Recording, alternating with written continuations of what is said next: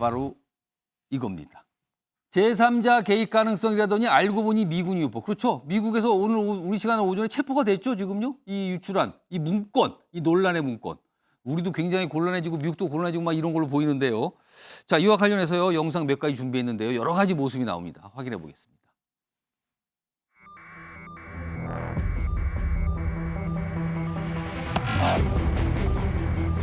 I'm not concerned about the leakages, and I'm concerned that it happened. But there's nothing contemporaneous that I'm aware of that is of great consequence.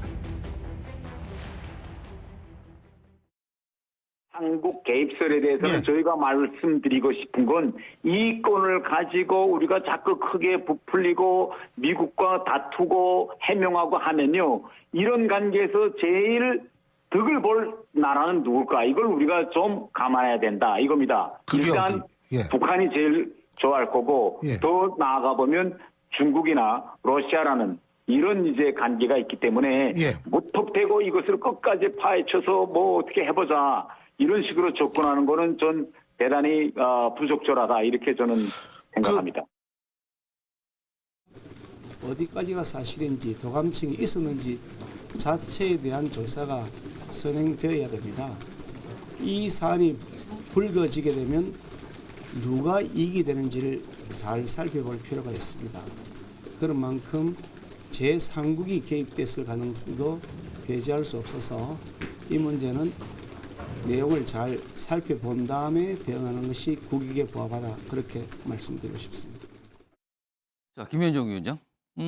사실 여권 내에서 러시아 개입 가능성, 이거에 대한 개입 가능성, 뭐 개입설, 뭐 하여튼 가능성 설을 제시했었는데 결국 오늘 미국 주방위군 사병이 유출한 걸로 좀 체포가 됐단 말이에요. 그럼 러시아 개입설은 뭐가 되는 겁니까? 그러니까 미국 자체는 오히려 인정을 하고 있고 상당히 심각한 문제를 보고 있다라고 했음에도 불구하고 오히려 우리 정부와 여당만 계속해서 상당히 뭐 이조했다라든지 또는 뭐 악의적이진 않았다라든지 자꾸 이렇게 또 확정적으로 얘기 안 했다 이런 식으로 자꾸 변명을 하는 이유를 사실 솔직히 좀 국민적인 상식에서 봤을 때 이해가 안 돼요. 그리고 지금 이제 확인이 됐지 않습니까 이제 그 범인도 잡혔기 때문에 그러니까 지금이라도 정부 여당에서는 있는 그대로 우리가 그동안 야당과 국민들이 요구했던 것처럼 미국에 강력히 항의하고 사과받고 재벌방지 대책 받고 그걸 지렛대 삼아가지고 2주 뒤에 있는 한미 간의 외교 협상에서 우리가 해야 될 뭐 반도체 지원법이라든지 IL이라든지 이런 등등 그리고 북의 그 도발과 관련된 그런 것들에 대해서 좀 협상에서의 우위를 점할 수 있도록 그 지혜로운 전략을 짜야 된다 이렇게 생각합니다. 자, 다음은요. 대통령실 입장 정리한 걸 좀 시차가 있는데요. 그 정리한 내용 좀 보겠습니다. 여기 보시면 이래요. 지난 11일에 대통령 대변인실 명의의 어떤 입장, 그러니까 공식 입장인 거예요. 해당 문건 상당수 위조기원에 미국과 일치한다. 그러면서 이걸 얘기해요. 대통령실 도감청 의혹 터무니없는 거짓 의혹이라고 단언을 했습니다. 그런데요. 13일 이거 우리 고위 당국자 지금 미국 가 있잖아요. 미국 쪽하고 얘기하기 위해서. 근데 이렇게 얘기해요. 우리에 대한 정보활동 개연성 어느 나라나 있다. 약간 뭔가 열어둔 것 같죠. 뭐 통상 그런 일이 있다. 그리고요. 악의적인 행동이 없었던 것으로 간주한다. 다만 그렇다. 그러면서 이런 얘기해요. 미국이 우리에게 도감청했다 확정할 만한 단서는 없다. 근데 단서가 없다라고 했지 약간 열어둔 느낌이잖아요. 근데 앞서서는 대통령실은 터무니없다 거짓이라고 단언을 했습니다. 장윤선 기자. 네. 지난 11일 대통령실은 왜 이렇게 강경한 입장을 낸 겁니까?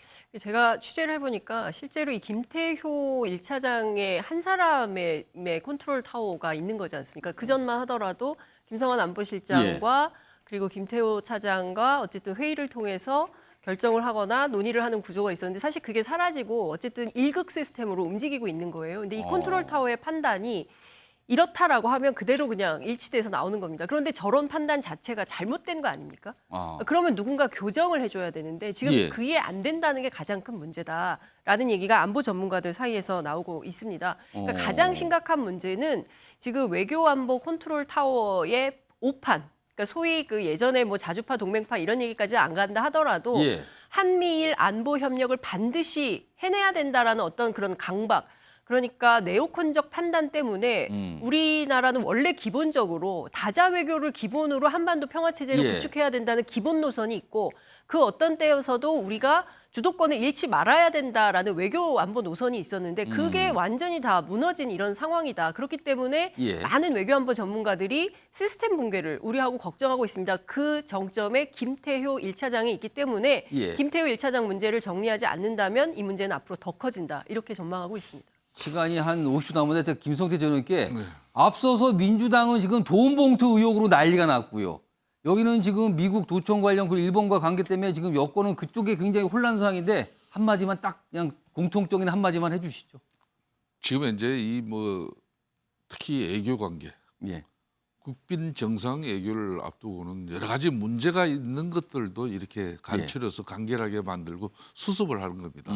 막 그런 측면에서 대통령실이 워낙 신중하게 예. 이 사태를 본 것이죠.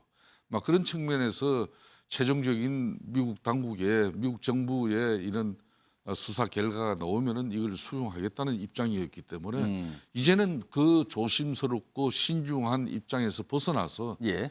앞으로는 이런 재발 방지 그리고 우리 국민들을 예. 위한 주권 국가에 대한 올바르지 못한 한 행위에 대해서 분명히 우리가 알겠습니다.